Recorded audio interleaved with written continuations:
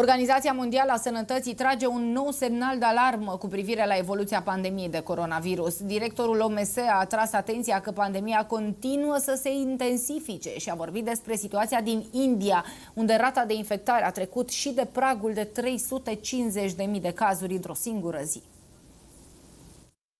Globally, the COVID-19 pandemic continues to intensify.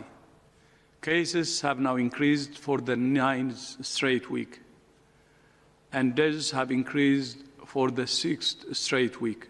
Potrivit celor mai recente date, țările cu cele mai mari rate de infectare sunt Statele Unite, Turcia, Brazilia, Franța, Iran, Argentina și mai ales India. Aceasta din urmă are parte de o rată de infectare fără precedent, cauzată în bună parte de nerespectarea măsurilor sanitare. Many countries are still experiencing intense transmission, and the situation in India is beyond heartbreaking.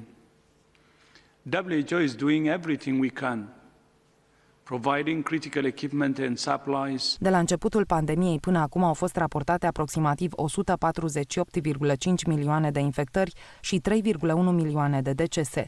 Cifrele sunt însă cel mai probabil mult mai mari, întrucât în țări precum Iran, Rusia, China, Brazilia, în statele africane sau în India, raportarea se face în mod deficitar, ori din lipsă de transparență, ori din cauza administrației slabe. Calculat pe continente, cele mai multe infectări au fost depistate în Europa, America de Nord și în Asia.